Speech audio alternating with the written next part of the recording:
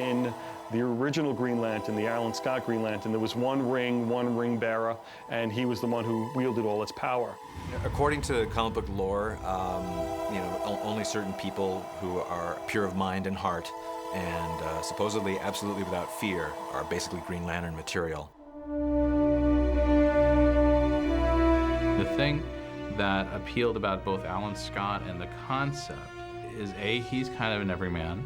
You know, he's not the wealthy Bruce Wayne, he's not Superman from another planet imbued with powers. He's one of us, he's mortal, he's normal, you know?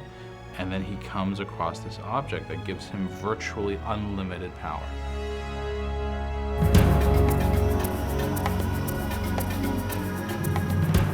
Anything that comes into his mind, he can will into being. It's literally the genie in the lamp.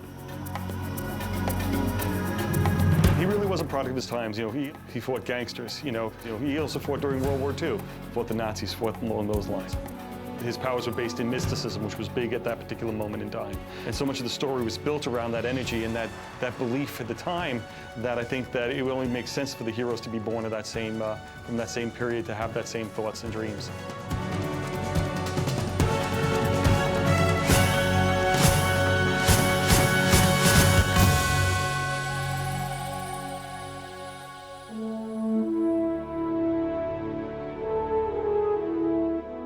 There was a glamour about aviation back then. It had not become routine. Most people you knew had never been in an airplane.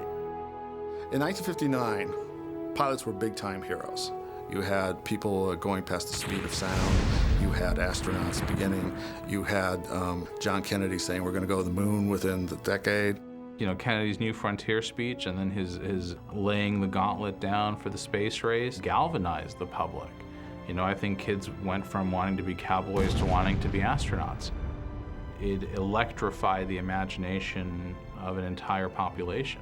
I loved that period of time. I loved how hopeful America was.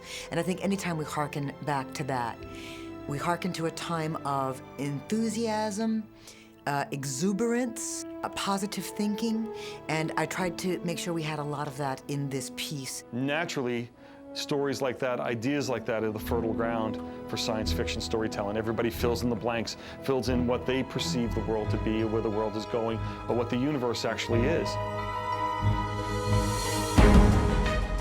So it was no surprise that when they recreated the Silver Age version of Green Lantern, they went with a pilot, Hal Jordan, as the secret identity.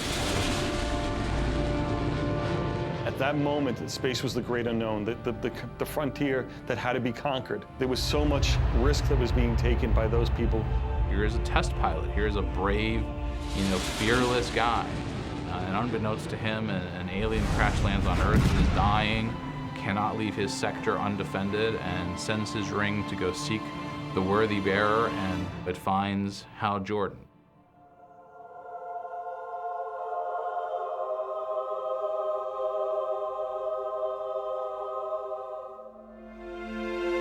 Hal Jordan's ring is basically a product of alien technology. The Green Lantern dies in the course of his duty. The ring itself will leave the Green Lantern's body and go, and on its own volition will go out and find the next candidate. When Hal Jordan is summoned by the ring, and flight simulators are snatched off the ground and carried over to Abin Sur, he's handed the ring and he's given all this information that makes no sense. I mean, the first thing that happens mythologically is the world gets bigger. The hero's journey begins. He takes the first step into the larger world. And so it made sense to then take Hal Jordan and take him off planet and, go investigate the larger universe. With the Green Lantern, not only was there life out of Earth, but there was also a police force in outer space. And not only that, but then a member of Earth's population becomes a member of that police force. Hal was our conception of the best cop who ever lived. So it became an inclusive thing and become a much, much wider universe for everybody involved. The Green Lantern Corps is an intergalactic peacekeeping force. Basically, they're a bunch of different alien species from all over the galaxy. who have been recruited by the Guardians to govern, you know, certain sectors of space. The science of the Green Lantern Corps, it's, I mean, it doesn't really work on any kind of physical laws that we understand. The idea being that the Guardians are they're so advanced that the technology they use is far beyond anything that we can understand. Hal Jordan basically gets drafted into the Green Lantern Corps, and then off we go. This particular film project came to fruition because we really wanted to tell a great Green Lantern story.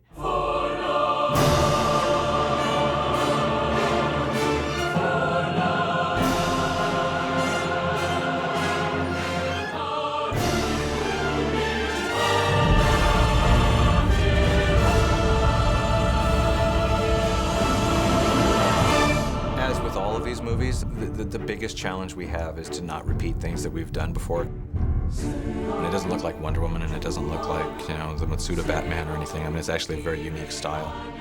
This particular Green Lantern movie is not based on any specific source material. You know, those who follow Green Lantern know that Sinestro is ultimately a bad guy.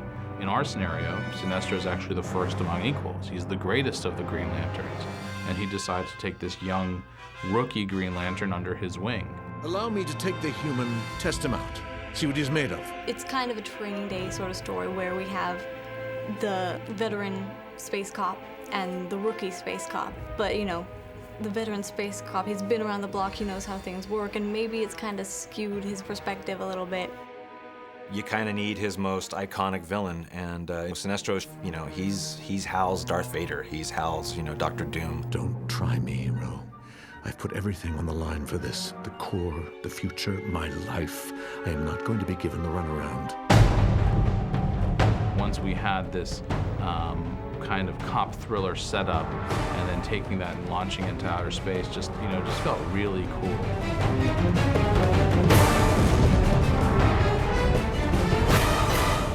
I was very lucky to be able to put together Christopher Maloney and Victor Garber as our two main characters in this. Normally, I think when you do voiceover in animation, you don't really get to work with the other actors. So this was a kind of a gift that we were able to be together in the same studio. So what now? No, I own you. Come on.